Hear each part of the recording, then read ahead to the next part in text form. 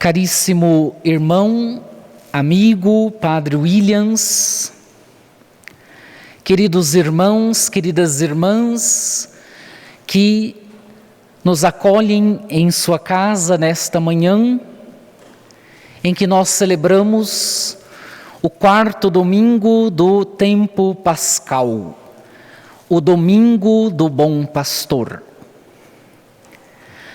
Domingo que também nós rezamos pelas vocações ao pastoreio,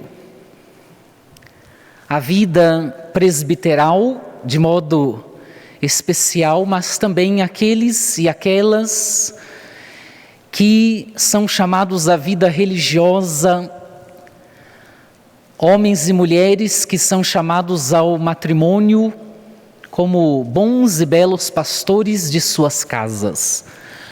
Hoje, portanto, convido você que nos acompanha e vocês que aqui estão, algumas pessoas, que rezemos por todos os pastores e também por todas as ovelhas, para que, segundo a oração da coleta de hoje, que nos levou a iniciar esta missa, nos chama a desejar, nos leva a desejar que nós todos, ovelhas, atinjamos a maturidade do pastor, que é Jesus Cristo. E dentro deste redil de ovelhas, deste lugar comum das ovelhas, são destacadas algumas pessoas para o pastoreio. Que, na verdade, todos nós deveríamos receber este convite como coletivo. O convite de Jesus: eu sou o bom pastor. Uma vez que nós somos chamados de cristãos, outros cristos, no mundo, para que todos creiam, nós deveríamos também todos, cristãos batizados, assumir esta missão de pastores, de pastoras. Evidente que esta metáfora do pastor é bastante curiosa, porque em meio a uma cidade, como ser pastor? Jesus fala a um povo simples que vivia em meio ao cultivo tanto da agricultura, mas também a cultura de animais, o cuidado dos animais. Para aquele povo parecia mais próxima esta metáfora, esta ideia de pastor. Mas se nós pensarmos na essência do pastor, nós entendemos o que significa ser pastor. O pastor é aquele que cuida, que zela, que quer bem, que se preocupa. Em contrapartida, também Jesus não deixa de lado o mercenário que existe em meio a esta grande realidade do rebanho de Deus. Alguns que usurpam de um poder que é para o mal, cujo desejo é a morte, a destruição, o descuido.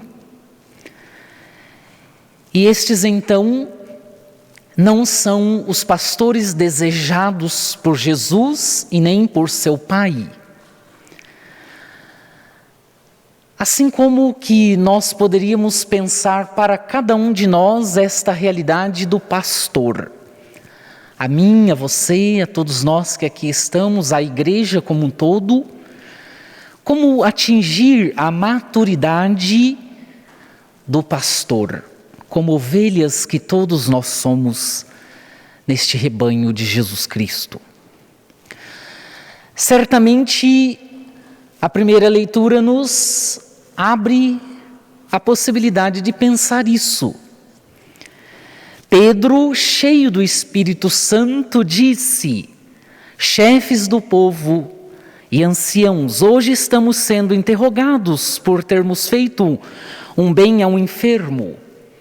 Ou seja, Pedro e os seus irmãos, agora fortalecidos pelo Espírito, como continuadores da missão de Jesus, o bom pastor, Pedro assume esta condição de pastor, pastor de um rebanho, de pessoas.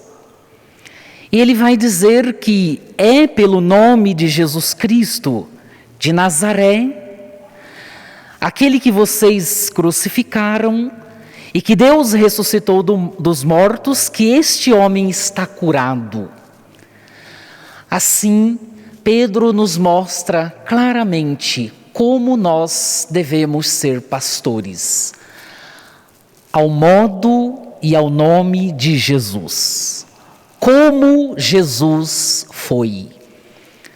E como Ele continua a ser na igreja, no mundo, por cada um de nós, todos juntos, unidos na mesma fé, somos este pastor, Jesus Cristo, que está aqui e acolá, nas dificuldades da vida, deste mundo tão sacudido por dificuldades, dores, sofrimentos, mortes, pulsões de morte, ou seja, num contexto tão difícil, de caminho para a cruz, nós precisamos olhar para Jesus Cristo e ter nele o sentido de existir e de sermos e de estarmos neste mundo. E assim, Pedro termina dizendo: Jesus é a pedra que os construtores rejeitaram, mas em nenhum outro há salvação. Ele é o Senhor de nossas vidas. É Ele, irmãos, e só Ele que nos leva a tornarmos-nos pastores de verdade. Assim o Salmo nos lembra: a pedra que os construtores, os pedreiros rejeitaram, tornou-se a pedra angular. Jesus rejeitado é o Salvador. Ele que é morto pela ignorância, pelo ódio, ele se torna o Salvador daqueles mesmos que o matam.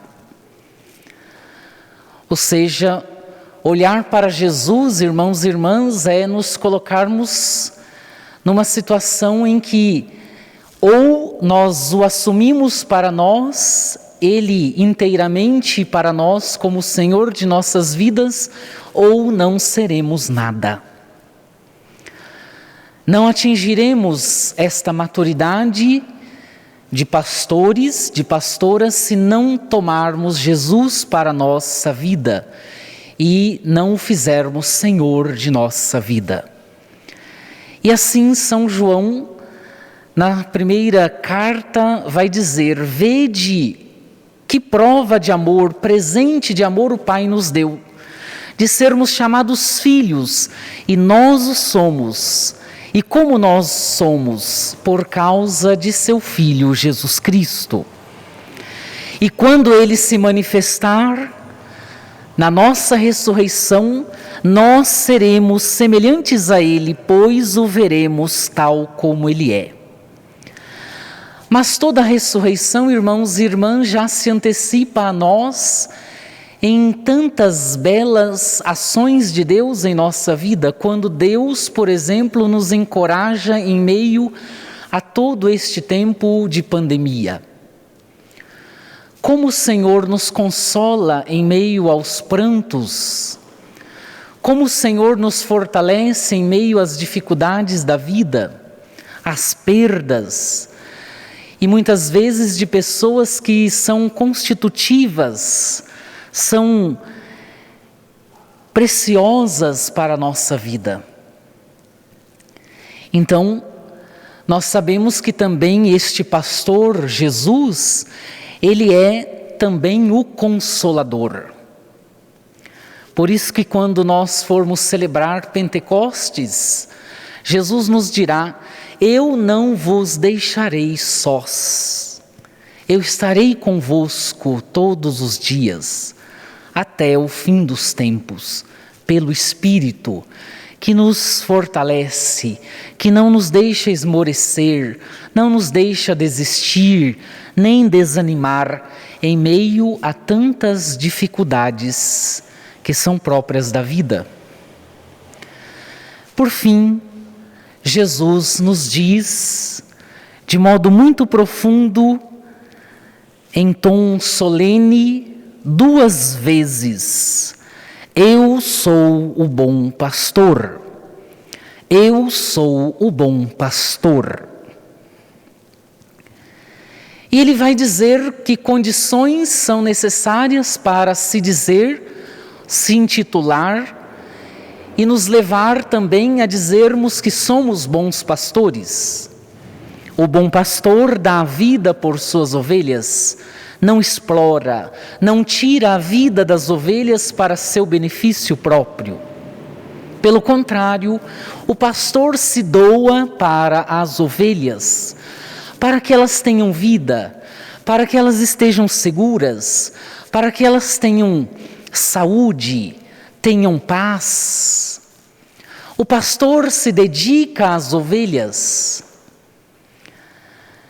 Se nós procurássemos próximos a nós, na nossa história de vida, os pastores de nossa vida, nós poderíamos elencar inúmeros.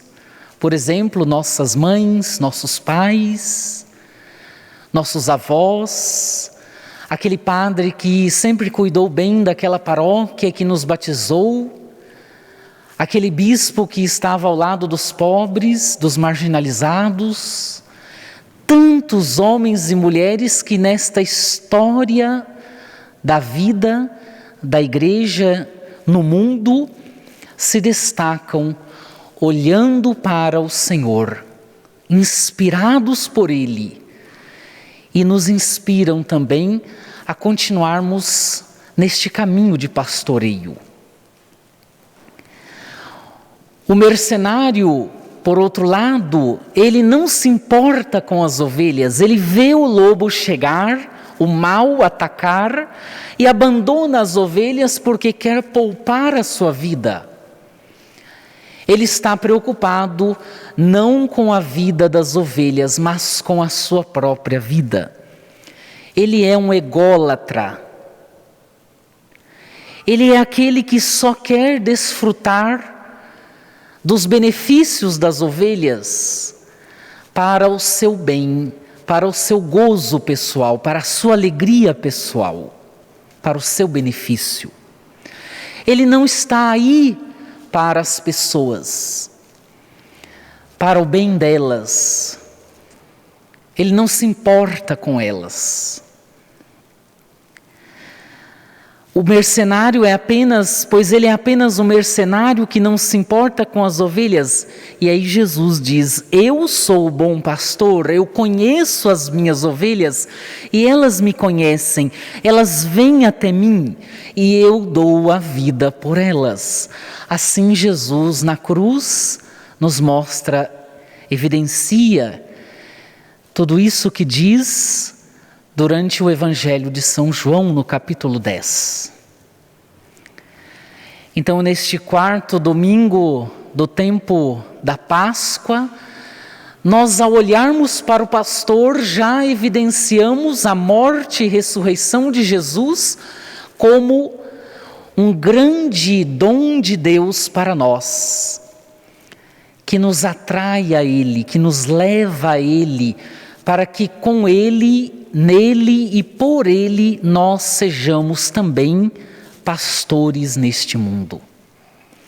Pastores e pastoras.